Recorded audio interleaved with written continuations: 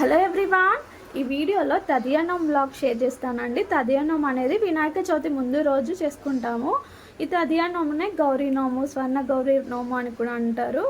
అయితే ఈ తదియన్నం ఎలా చేసుకున్నాను అనేది ఈ వీడియోలో షేర్ చేస్తాను. అలానే కాదు, ఇంకా డైలీ రొటీన్ కూడా షేర్ చేస్తాను తదియన్నం రోజుది. ఇంకా వీడియోలోకి వెళ్దామా. తదియన్నంకి కావాల్సినవి అన్నీ తెచ్చుకోవడానికి మార్కెట్కి వెళ్ళాను. ఇదేనండి గోదరికని చౌరస్తా. ఇక్కడ అన్నీ దొరుకుతాయి. మనం ఏ ఫెస్టివల్ కావాలన్నా ఇక్కడికి వస్తే అన్నీ దొరికిపోతాయి అన్నట్టు. తదియన్నం కావాల్సినవి ఉత్తరేణి ఆకులు, అవి కొనడానికి వచ్చాను. ఒకప్పుడు అయితే మా అమ్మ వాళ్ళు ఇలా కొనేవాళ్ళు కాదు, అందరు కలిసి వెళ్ళి చెట్ల దగ్గరికి వెళ్ళి తెంపుకొని వచ్చేవాళ్ళు. ఇప్పుడు ఏదైనా కొనాల్సిందే కదా, అందుకోసమే ఇక్కడ వచ్చాను. ఇంకా దొరకాయి మనకు, సో కొనుక్కోవడానికి వచ్చాను. నాకు 32 ఆకులు సరిపోతాయి, అందుకోసమే ఒక 20 రూపీస్ దాకా తీసుకున్నాను. తర్వాత ఇంకా పూలు అయితే మెయిన్ కదా, పూజ అంటే పూలు కంపల్సరీ కావాలి కాబట్టి పూలు కొనుక్కోవడానికి వచ్చాను. కాకపోతే ఇంకా పూల రేట్స్ మాత్రం దారుణంగా ఉన్నాయి. కొన్ని తీసుకొచ్చుకున్నాను నాకు అవసరమైనవన్నీ. తర్వాత ఇంకా పిల్లలకి ఇక్కడ స్వీట్ కార్న్ చాలా బాగున్నాయి, అవి తీసుకున్నాము. ఇది తదియన్నం రోజు అండి. బయటంతా కడిగేసి ముగ్గు పెట్టేశాను, ఇల్లు కూడా మొత్తం క్లీన్ చేసేసాను. ఇంకా ఆ రోజు పిల్లలకి స్కూల్ ఉంది కాబట్టి బ్రేక్ఫాస్ట్కి ఇడ్లీ ప్రిపేర్ చేస్తున్నాను. అయితే లంచ్ కూడా పెట్టాలి కదా, ఇడ్లీకును అన్నంకు వచ్చేటట్టుగా గోంగూర చట్నీ చేస్తున్నాను. నేను ఎలా చేస్తాను అనేది షేర్ చేస్తాను. నిజంగా ఇలా చేయండి, చాలా అంటే చాలా బాగుంటుంది టేస్ట్. ఫస్ట్ ఒక బాండీలో ఒక 1/2 కప్ దాకా నువ్వులను వేసుకొని డ్రై రోస్ట్ చేసుకోండి. నువ్వులు బాగా ఫ్రై అవ్వాలి. నువ్వులు మంచిగా ఫ్రై అయ్యి కలర్ చేంజ్ అయిన తర్వాత పక్కకు తీసేసుకోండి. అదే బాండీలో కొంచెం ఆయిల్ వేసేసి 1/2 కప్పు దాకా ధనియాలు, జీలకర్ర వేసుకోండి. అంటే 2 టేబుల్ స్పూన్స్ వేసేసి అవి మంచిగా ఫ్రై అయిన తర్వాత పక్కకు తీసేసుకొని ఒక 20 వరకు ఎండుమిర్చి వేసాను. ఎందుకు అంతగానం వేసానంటే నేను 3 కట్టల గోంగూర తీసుకుంటున్నాను. సో అప్పుడు పులుపు ఎక్కువ అయిపోతుంది, దానికి తగ్గట్టు కారం వేసుకోవాలి కాబట్టి ఒక 20 వరకు ఎండుమిర్చి వేసుకున్నాను. మనం ఇక్కడ ఎండుమిర్చి అనేది అస్సలు మాడనివ్వద్దండి, పచ్చడి టేస్ట్ అంతా తేడా అయిపోతుంది, అంటే చేదు వస్తుంది. కొంచెం కలర్ చేంజ్ అయిన దాకా ఫ్రై చేసేసుకొని పక్కకు తీసేసుకోండి. వీటన్నిటిని ఫస్ట్ మిక్సీ పట్టుకోండి. ఇందులో గోంగూర వేసేసి అస్సలు మిక్సీ పట్టద్దు, ఎందుకంటే కింద ఉన్న ధనియాలు, ఎండుమిర్చి సరిగ్గా మిక్సీ కావు. అందుకోసమే ఫస్ట్ అవి మిక్సీ పట్టిన తర్వాత గోంగూరను కూడా ఫ్రై చేసుకొని అందులో వేసేసి మిక్సీ పట్టేసుకోవాలి.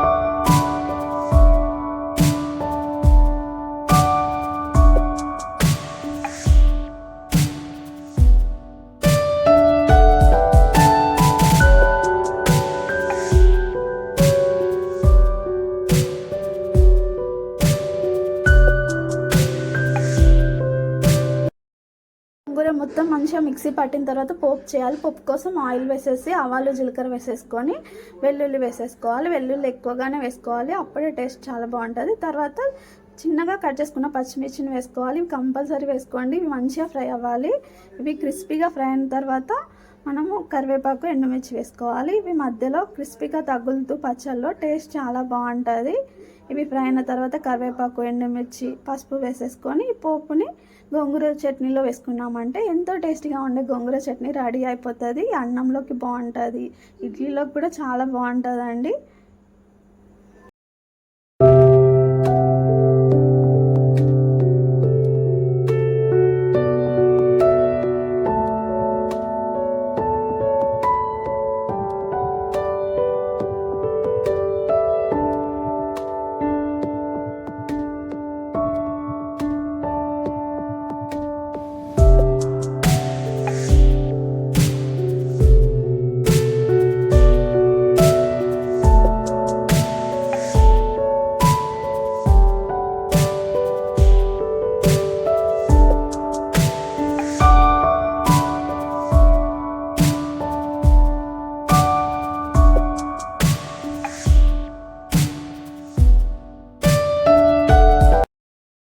తర్వాత ఫ్రెష్ అప్ అయ్యి వచ్చి ప్రసాదాలు చేస్తున్నాను. ఆ రోజు గౌరీదేవికి పరమాన్నమును కుడుములు చేస్తారు. ఇవి రెండు పెట్టి గౌరీ నోము నోముకుంటారు అన్నట్టు. అందుకే ఒక సైడ్ పరమాన్నం చేస్తున్నాను, ఒక సైడ్ వాటర్ పెట్టిన.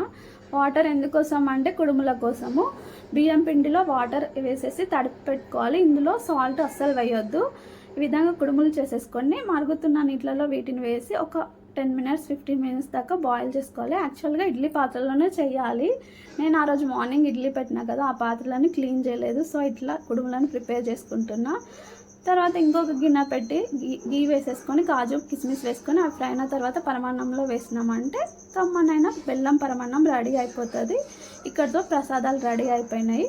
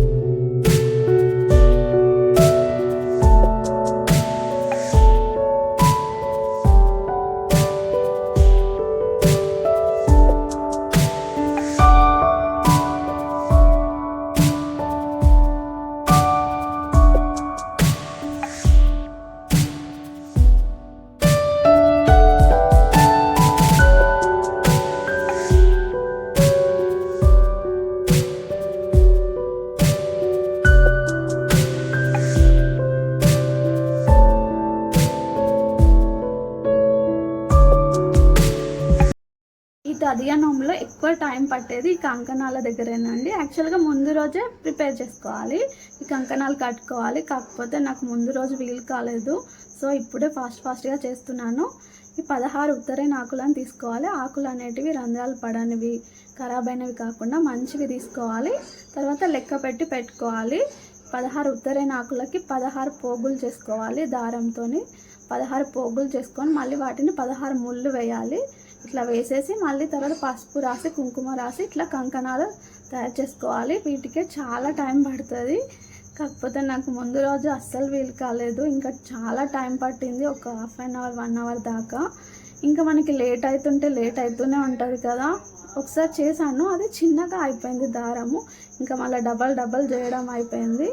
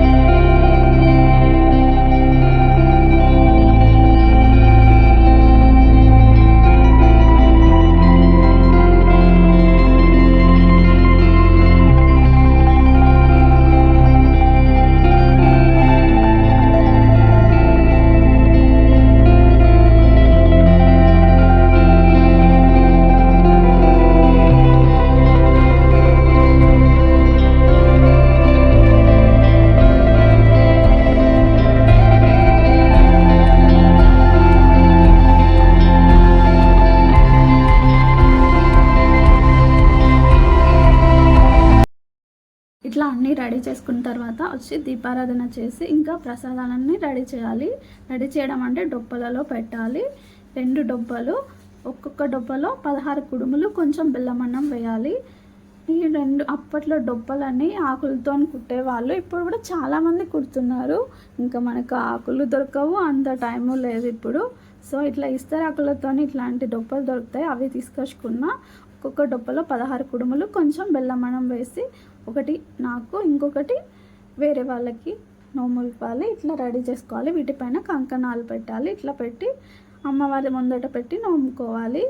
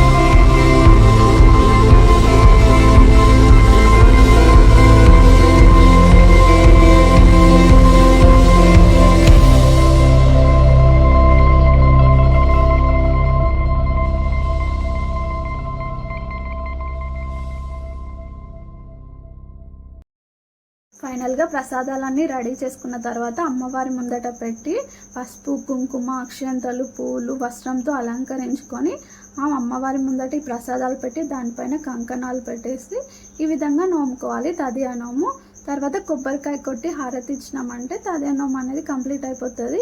ఇంతటితోనే కాదు, ఈ నోముని ఇంకొకరికి ఇవ్వాలి. మనం ఇచ్చేవాళ్ళు ఖచ్చితంగా తదియా నోము నోముకొని ఉండాలి. ఈ నోముని అందరికి ఇవ్వరాదు, మనం ఇచ్చే వాళ్ళకి తదియా నోము ఉండి ఉండాలి. అట్లా నోము ఇచ్చినామంటే తదియా నోము అనేది కంప్లీట్ అయిపోతుంది.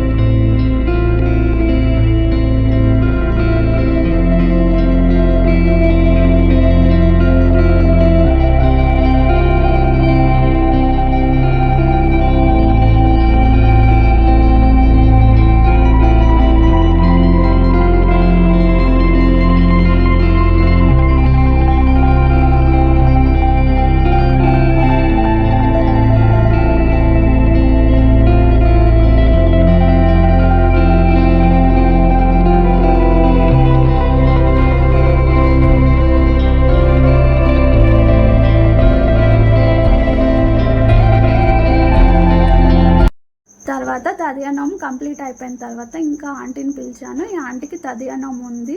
సో ముందే చెప్పినా కదా, మనం నోమిచ్చే వాళ్ళకి తదియా నోము నోముకొని ఉండాలని. సో ఆంటీని పిలిచి పసుపు కుంకుమ కాళ్ళకు పసుపు పెట్టేసి ఫస్ట్ కంకణం కట్టి నోమిచ్చేసాను. ఈ విధంగా తదియా నోము ఇచ్చాను ఆంటీకి. మళ్ళీ ఆంటీ వాళ్ళ ఇంటికి కూడా వెళ్ళాను. ఆంటీ వాళ్ళకి కూడా నోము ఉందని చెప్పినా కదా. మళ్ళీ ఇంకొక డొప్ప ఉంది కదా మనం అమ్మవారి ముందట పెట్టుకున్నాం, అది కూడా ఆంటీతోనే తీసుకున్నాను. ఆంటీ మళ్ళీ నాకు పసుపు కుంకుమ పెట్టేసి తను కంకణం కట్టి ఆ నోము నాకు ఇస్తుంది అన్నట్టు ఇట్లా ఒకరికొకరు ఇచ్చుకున్నాము తదియా నోము.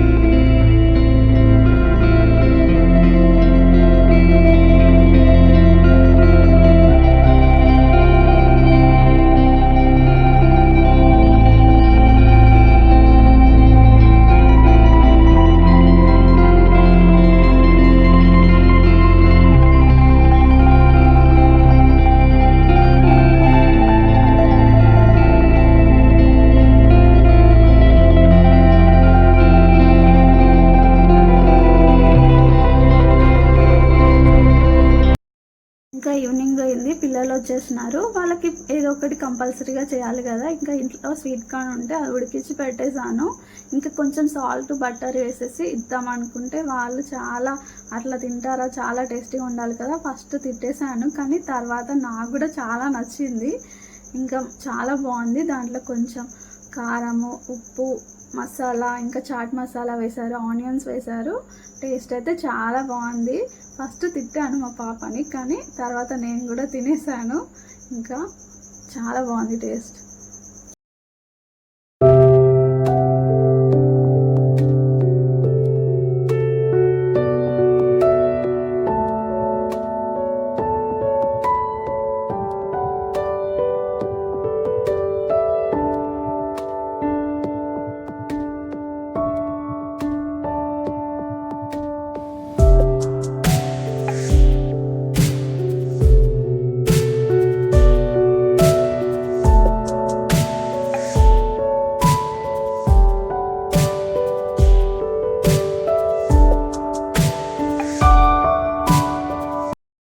ఇంకా ఆ రోజు ఇది నైట్ బుడకాయ కర్రీ చేస్తున్నాను. మార్నింగ్ గోంగూర చట్నీ చేసిన కదా, ఆ చట్నీతోనే ఆఫ్టర్నూన్ అందరు తినేసినారు. ఇంకా నేను ఆఫ్టర్నూన్ లంచ్ ఏం చేయలేదు, పరమాన్నం అట్లా తినేసిన, సరిపోయింది నాకు. ఇంకా నైటే తిందాం అనుకున్నా.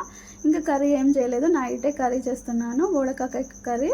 ఏం లేదు, ఈ కర్రీ కొంచెం ఉడికించుకోవాలి జస్ట్ సాఫ్ట్ అయ్యేదాకా. తర్వాత ఆయిల్ వేసేసి ఒక బాండిలో పోపు వేసేసుకొని ఉడికించి పెట్టుకున్న బుడకాకాయలను వేసుకొని అల్లం పేస్ట్, తగినంత కారం, ఉప్పు, మసాలా వేసేసుకొని ఒక 1 కప్ దాకా పాలు వేసుకోవాలి. నిజంగా పాలు వేస్తే టేస్ట్ అయితే చాలా బాగుంటుందండి, ఒక్కసారి ట్రై చేయండి. పాలు వేస్తున్నాం కాబట్టి కొంచెం కారం ఎక్కువ వేసుకోవాలి, ఎందుకంటే కొంచెం కారం అనేది తక్కువ అయిపోతుంది పాలు వేయడం వల్ల. కొంచెం కారం ఎక్కువ వేసేసుకొని మొత్తం అంతా దగ్గరకు వచ్చిన తర్వాత ఫైనల్గా కొత్తిమీర వేసుకున్నారంటే బోడకాకాయ కర్రీ రెడీ అయిపోతుంది. నిజంగా చాలా బాగుంటుంది. ఫ్రై అంటే మొత్తం ఫ్రై లాగా చేయొద్దు, కొంచెం జ్యూసీ లాగా చేయాలి కర్రీని. కొంచెం జ్యూసీ లాగా చేసినారంటే టేస్ట్ చాలా బాగుంటుంది. ఇంకా ఈ కర్రీ అయిపోయినాక ఇంకా నైట్ తినేసిన అన్నాము. ఇక్కడితో ఈ వీడియో ఎండ్ చేస్తున్నాను. వీడియో నచ్చితే లైక్ చేయండి, మీ ఫ్రెండ్స్కి షేర్ చేయండి అండ్ సబ్స్క్రైబ్ చేసుకోవడం మాత్రం మర్చిపోవద్దు. మరొక వీడియోతో మేము ముందుకు వస్తాను. అంతవరకు బాయ్.